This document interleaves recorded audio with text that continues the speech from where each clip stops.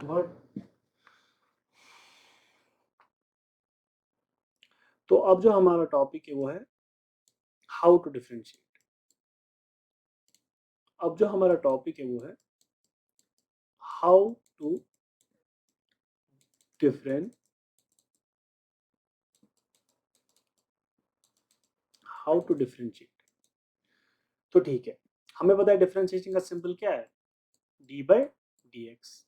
ये एक्स के बजाय यहाँ कोई भी Y G U T P कुछ भी हो सकता है। जो ये सिंबल्स है इनको हम मैथमेटिक्स में बोलते हैं वेरिएबल्स। क्या बोलते हैं, वेरिएबल्स। तो हाउ टू डिफरेंशिएट करने के लिए हमें दो चीजें समझनी है। एक है कि ये वेरिएबल क्या होता है और दूसरा कि कांस्टेंट क्या होता है। क्या समझना है हमें कि ये वेरिएबल क्या चीज है और ये कांस्टेंट क्या चीज है। ये दो चीजें हमें समझनी है। जब ये दो चीजें हम समझेंगे तभी हम डिफरेंशिएट कर पाएंगे, क्योंकि मोस्टली हमें डिफरेंशिएट या तो वेरिएबल्स को करना है या कांस्टेंट्स को करना है। तो जब भी हमें पता होगा कि ये है क्या, तभी हम इन चीजों को डिफरेंशिएट कर पाएंगे। तो पहले हम जाते हैं वेरिएबल्स पे कि वेरिएबल क्या होता है। ठीक है,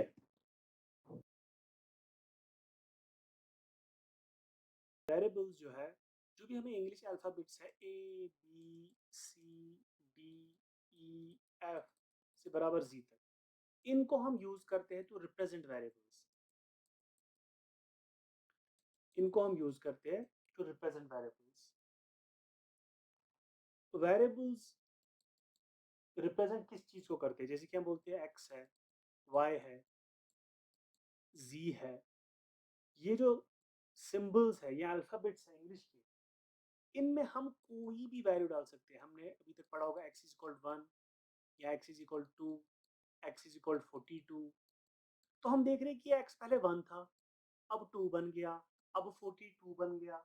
या हम बोलते हैं Y is equal 4, G is equal, हम इक्वेट करते हैं इनको, हम इनको कोई वैल्यू गिव करते हैं या देते हैं।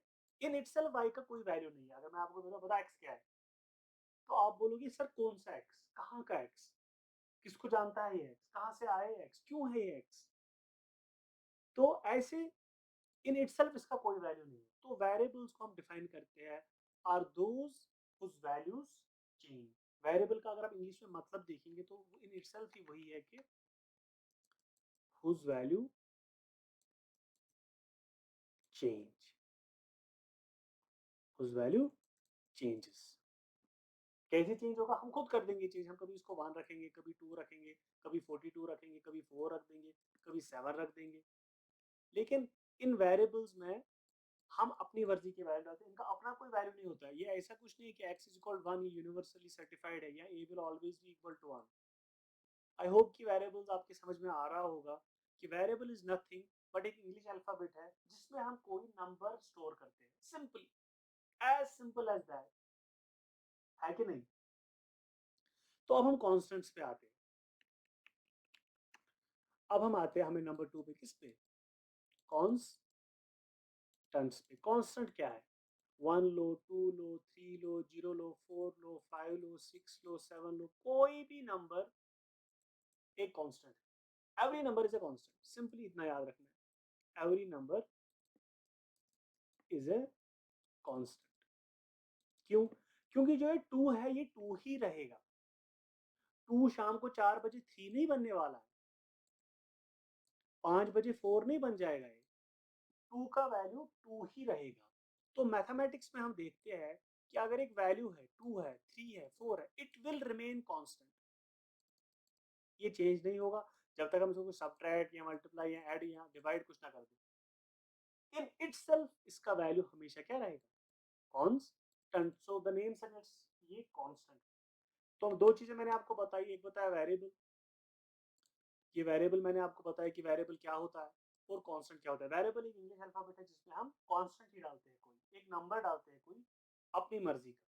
तो वेरिएबल का इन इटसेल्फ कोई वैल्यू होता नहीं है, उसमें हम वैल्यूज डालते हैं, इसीलिए बोलते हैं कि वेरिएबल का वैल्यू चेंज होता रहता है।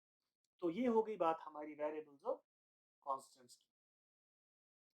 अब डिफरेंशिएशन हमें दो चीजों की करनी है, ये मैं आपको बताता हूँ।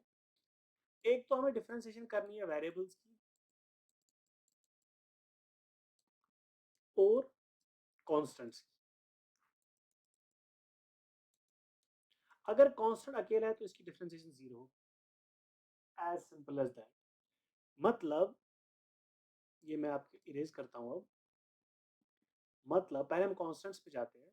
मतलब अगर कांस्टेंट अलोन है, अलोन का मतलब क्या है कि 1 है 2 है, इसके साथ कोई वेरिएबल नहीं है, नो वेरिएबल प्रेजेंट, ठीक है, कोई वेरिएबल इसके साथ नहीं है, तो ये बिल्कुल अकेला है कांस्टेंट। तो ये रहा हमारा कांस्टेंट। चलो इसकी डिफरेंशिएशन करके देखते हैं। कांस्टेंट की डी बाई डी एक्स किसके बराबर होगा, जीरो। ये हो गई हमारी कांस्टेंट की डिफरेंशिएशन। बड़ा ही सिंपल है, बहुत ही ज्यादा सिंपल है। अब 3 हो, 4 हो, 5 हो, 72 हो, 402 हो, इन सब की डी बाई डी एक्स या इन सब की डिफरेंशिएशन, यहाँ एक्स के बदले वाई रख लो, जी रख लो, कोई भी वेरिएबल रखो, क्योंकि हमें पता है एक्स किसको रिप्रेजेंट करता है, एक वेरिएबल को। कोई भी वेरिएबल हो, डी बाई डी एक्स हो, डी बाई डी वाई हो, डी बाई कुछ भी हो, तो इसका हमेशा क्या आएगा, D by D X of 402 किसके बराबर होगा, जीरो। तो हमने क्या सीखा, ये याद रखना है हमें, ये हमें याद रखना है कि differentiation of any variable is zero. बहुत बच्चों के दिमाग में ये भी आता है कभी, सर क्यों, क्यों, ये ऐसी बात है 1 into zero is equal zero, sir क्यों। इन बातों में हम अपना टाइम वेस्ट नहीं करेंगे। 1 इंटू जीरो जीरो, इसकी भी एक्सप्लेनेशन है, लेकिन वो इस क्लास के इसमें नहीं है। हमारे इस क्लास में अगर हम इन चीज़ों में चले जाएंगे तो फिर हम जीरो वगैरह डिस्कस करने लग जाएंगे, फिर हमें डीप जाना पड़ेगा कि डिफरेंशिएशन होती क्या है। समझाने को समझा सकते हैं, लेकिन वो आपको समझना नहीं है इस वक्त कि क्यों होती है जीरो। छोटी सी एक मैं एक लेमैन टर्म्स में आपको एक्सप्लेनेशन देता हूँ कि हमने पढ़ा कि डिफरेंशिएशन का मतलब है छोटे छोटे टुकड़े कर। जैसे कि मैंने आपको बोला था ग्राफ में, बोला था कि नहीं ग्राफ, कि छोटे छोटे टुकड़े करना। कांस्टेंट के कैसे आप टुकड़े करोगे, टू तो टू ही है ना, टू के आप टुकड़े नहीं कर सकते हो। इन डिफरेंशिएशन का मतलब ये छोटे छोटे टुकड़े करना, डिफरेंशिएट करना, आप समझ लो अपने दिमाग में कि एक छोटा सा टुकड़ा करना है मुझे। क्या करना है, टुकड़ा करना है किसी चीज का। तो हम इस लाइन का टुकड़ा कर रहे थे, 1 के 2 के बीच में घुस रहे थे, फिर 1 पॉइंट उनके टुकड़े कर रहे थे। अगर एक कांस्टेंट अकेला 1 है, इसका टुकड़ा कैसे करें। इसीलिए जो एक कांस्टेंट है इसकी डिफरेंशिएशन हमेशा क्या होगी, जीरो। ये समझ में आ गई बात। अब वेरिएबल्स पे जाएं। अब हम वेरिएबल्स पे जाते हैं।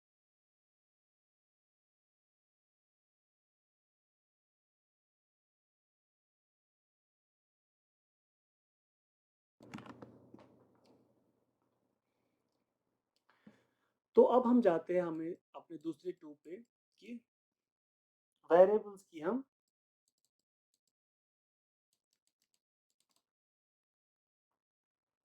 डिफरेंशिएशन कैसे करें। वेरिएबल्स क्या होते हैं, एक्स वाई जी, और कोई भी इंग्लिश का अल्फाबेट आपको दिया होगा, इसकी आपको डिफरेंशिएशन करनी है। हम लेते हैं, पहला चीज जो हमें करना होता है, ये 2 स्टेप्स का प्रोसेस, 2 स्टेप्स में हम देखते हैं। पहला, फॉर एग्जांपल हम लेते हैं वेरिएबल्स एक्स स्क्वायर,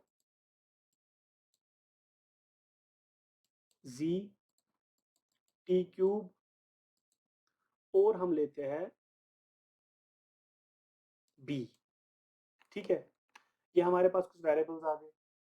अब हमें बताया गया है कि इनकी डिफरेंशिएशन की करिए, लेकिन यहां जाने से पहले हमें पहले स्टेप की तरफ जाना पड़ता है। यह हमारा पहला स्टेप आता है, when to differentiate a variable. जब हमें एक वेरिएबल की क्या करनी हो, डिफरेंशिएशन करनी हो, तो हमें पहला स्टेप ये देखना है कि जो वेरिएबल है इसके न्यूमरेटर और डिनोमिनेटर में सेम वेरिएबल होना चाहिए। मैं आपको बताता हूँ क्या।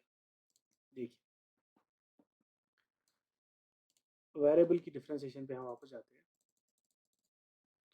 देखिए, ये हमारा वेरिएबल है x, ये हमारा वेरिएबल है y, ये हमारा z, ये हमारा t, ये हमारा q। ठीक है, x की अगर हमें डिफरेंशिएशन करनी है तो d by D X of x है कि नहीं। जो हमारा स्टेप वन है, स्टेप वन, वो ये है कि हम देखेंगे जो न्यूमरेटर, मतलब कि ये जो न्यूमरेटर में वेरिएबल है, क्या है न्यूमरेटर में, तो कोई वेरिएबल है कि न्यूमरेटर में है, और जो वेरिएबल डिनोमिनेटर में है,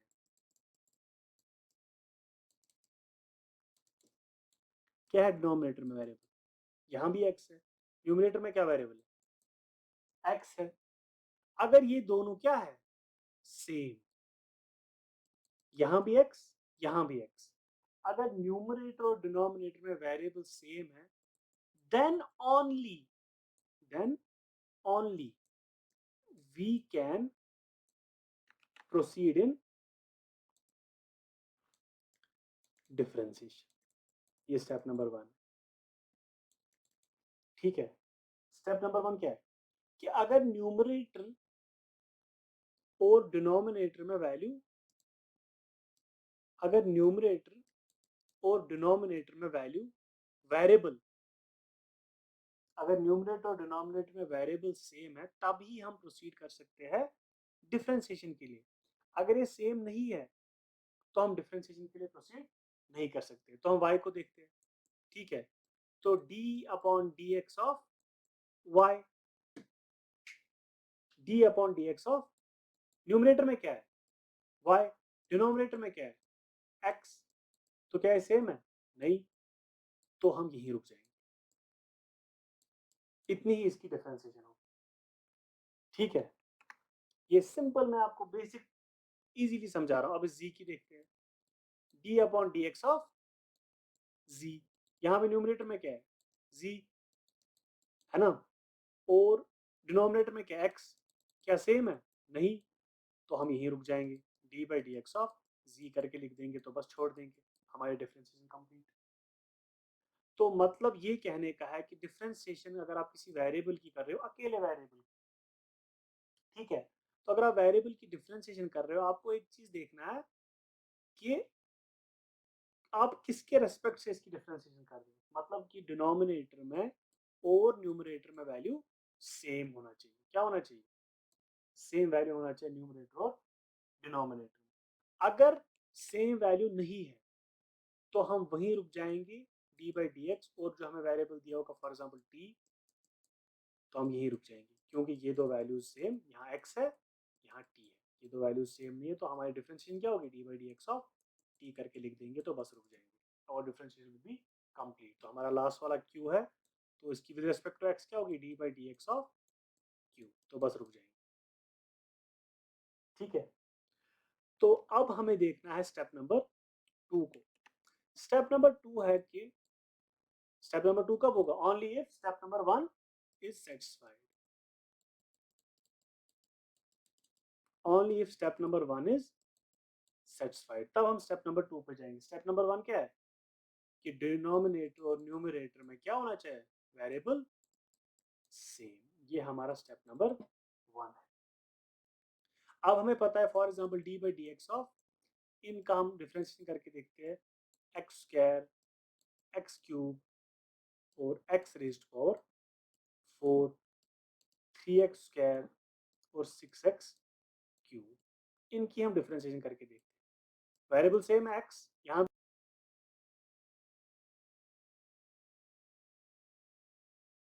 भी x है, हो जाएगी डिफरेंशिएशन, हो जाएगी डिफरेंशिएशन। तो इसकी हम डिफरेंशिएशन करके देखते हैं। पहले हम करेंगे किसकी, x की डिफरेंशिएशन।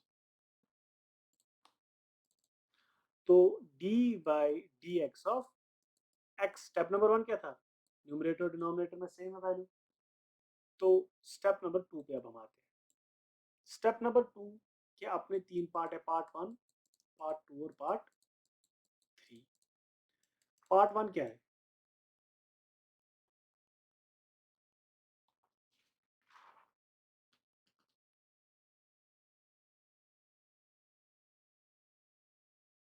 जो इसका पहला पार्ट है वो है कि रीराइट द ओरिजिनल वेरिएबल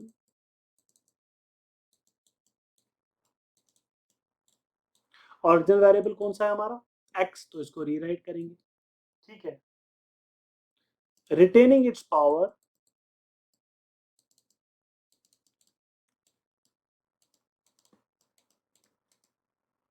इसका पावर क्या था, हमें 1 ही होगा जब कुछ नहीं है। Retaining it's power and remove D upon D x, या जो भी यहां वेरिएबल हो। तो पहला स्टेप क्या है हमारा, स्टेप नंबर 1 क्या है हमारा कि ये डी बाई डी एक्स हटा दिया, एक्स को अपने ओरिजिनल पावर के साथ लिख दिया। ये समझ में आ गई बात। अब हम अपने स्टेप नंबर 2 पे जाते हैं। यहां अपना हम स्टेप 2 का पार्ट 2 है, मल्टीप्लाई क्या constant of the variable with the power of the variable. ऐसे थोड़ा अजीब लग रहा होगा, लेकिन ये बहुत ही ज्यादा सिंपल है। मतलब कि हमें इसका x का कांस्टेंट देखना है। इसका कोई कांस्टेंट है, हाँ है, 1 इंटू एक्स। लिख सकता हूँ कि नहीं। तो क्या बता रहा है मुझे, जो इसका कांस्टेंट है, बोल रहा है ना इसकी कांस्टेंट को, इस चीज को, इसका कांस्टेंट क्या आ गया मुझे यहाँ पे 1। इसको मुझे मल्टीप्लाई करना है पावर के साथ। किसका पावर, वेरिएबल का पावर। तो करके देखते हैं, वेरिएबल का पावर क्या है 1, इसको मल्टीप्लाई करता हूँ, है ना। एंड रीराइट द वेरिएबल, और वेरिएबल को वैसे ही लिख देना है। वेरिएबल क्या था हमारा x। तो स्टेप नंबर 2 क्या है हमारा, ये चीज कि जो इसका कांस्टेंट है उसको वेरिएबल की पावर के साथ मल्टीप्लाई कर देना। ये हमारा स्टेप 2 है, स्टेप 2 का पार्ट 2। अब पार्ट 1 हो गया, क्या करना है, ओरिजिनल वेरिएबल को अपने पावर के साथ लिख देना है, बस ये डी बाई डी एक्स हटा देना है। स्टेप 2 क्या है हमारा कि जो इसका पावर है उसको इसके कांस्टेंट के साथ मल्टीप्लाई कर देना है, ठीक है। और बाकी वैसे ही लिख देना है, यहाँ रेज पावर 1 ही रहेगा अभी भी। अब हमारा फाइनल स्टेप है, जो लास्ट स्टेप है, पार्ट 3 जो है इसका, वो है subtract 1 from the power of variable of variable. तो 1 इंटू 1 आएगा 1 ही, एक्स रेज पावर 1 था। तो लास्ट स्टेप क्या है, सबट्रैक्ट क्या करना है, 1 को करना है सबट्रैक्ट, किससे, पावर से। पावर इसका 1 है, इससे 1 सबट्रैक्ट कर देंगे तो क्या आएगा, एक्स रेज पावर 0, है कि नहीं। तो एक्स रेज पावर 0 क्या होगा 1। तो हमारी डिफरेंशिएशन इज कंप्लीट। फिर से रिपीट करता हूँ लास्ट बार। लास्ट वाला स्टेप है कि हमें 1 सबट्रैक्ट करना है पावर से। पावर क्या था 1, 1 से 1 सबट्रैक्ट किया तो x रेज पावर 0 आ गया। सिंपल मैथ्स है, anything raise power 0 is always equal to 1, है कि नहीं। और यहाँ अपना 1 ही था, उसको इंटू 1 कर देंगे, वो फिर से 1 ही आ जाएगा। तो हमने देखा कि जब हमें वेरिएबल की हमें जब डिफरेंशिएशन करनी हो तो क्या करते हैं हम अपने कुछ स्टेप्स को फॉलो करते हैं, ठीक है। अगर हमें वेरिएबल की डिफरेंशिएशन करनी है, पहले हम देखते हैं कि न्यूमरेटर और डिनोमिनेटर में सेम वेरिएबल है कि नहीं। तो कुछ एग्जांपल्स करके देखते हैं, फिर हमें बेटर अंडरस्टैंडिंग होगी। 3x², 4x4, 3t³ 4y2 की differentiation with respect to x। ऐसे क्वेश्चन आएगा। विद रेस्पेक्ट टू x का मतलब है कि नीचे x है, याद रखिए। विद रेस्पेक्ट टू x का क्या मतलब है कि नीचे जो है आपका x है। अगर यहां होता with respect to y, exam में ऐसा क्वेश्चन आएगा विद रेस्पेक्ट टू लिखा होगा, तो क्या आ जाता नीचे D by D X of D by D of sorry Y. अगर होता विद रेस्पेक्ट टू टी, तो क्या आ जाता है D by D of T, यहाँ पे D by D T of जो भी वेरिएबल दिया हुआ। तो हम इनकी डिफरेंशिएशन करेंगे, पहले विद रेस्पेक्ट टू एक्स, फिर विद रेस्पेक्ट टू वाई, और फिर विद रेस्पेक्ट टू टी। तो चलिए शुरू करते हैं। तो 3x स्क्वायर की हमें डिफरेंशिएशन करनी विद रिस्पेक्ट टू x, ठीक है। तो d by D X of 3x square. पहला स्टेप क्या था, न्यूमरेटर और डिनोमिनेटर में सेम वेरिएबल होना चाहिए, सेम वेरिएबल है, तो can we proceed? Yes we can proceed. तो हम अपने स्टेप नंबर 2 पे आते हैं। स्टेप नंबर 2 के अपने 3 पार्ट है। स्टेप नंबर 2 पहला पार्ट क्या है?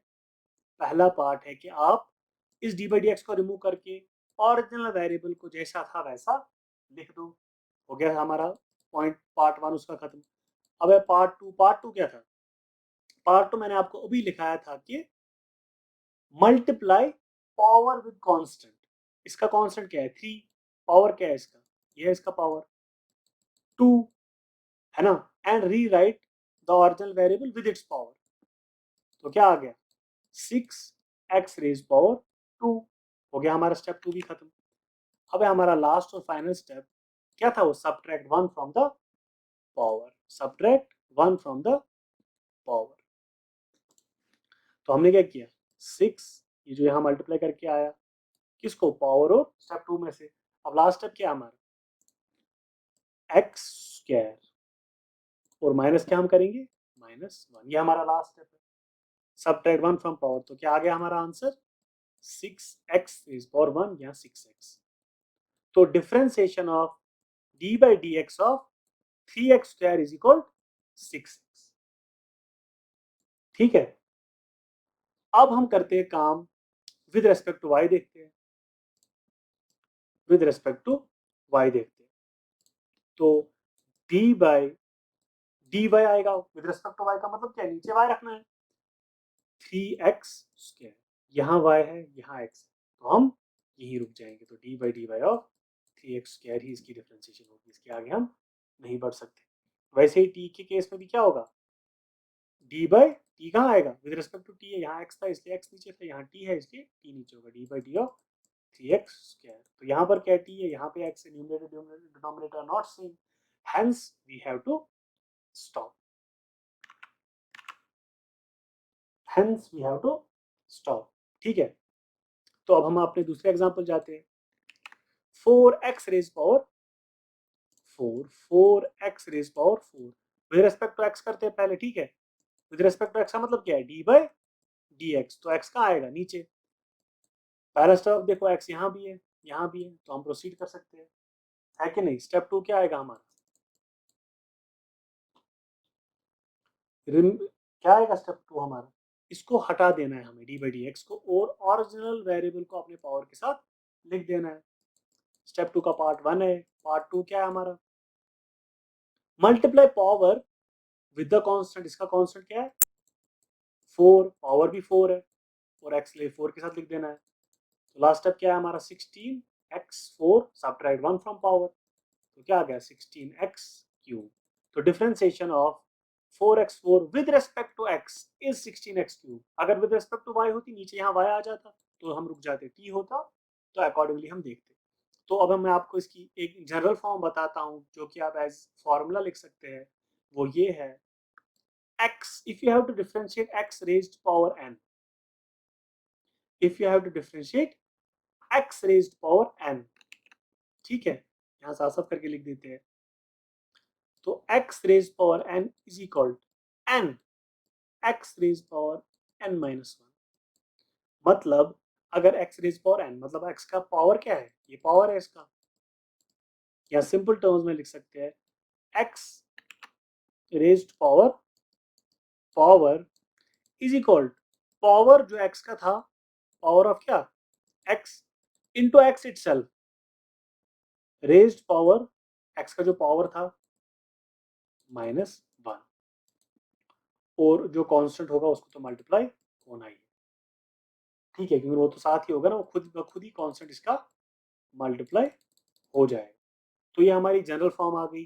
हमारी जनरल फॉर्म इस तरह से आई है, ये x raise power n is equal n x n minus 1। n is nothing but power, यहाँ पे कांस्टेंट होगा मल्टीप्लाई हो जाएगा, जो कि आपको स्टेप्स में डिटेल में एक्सप्लेन है।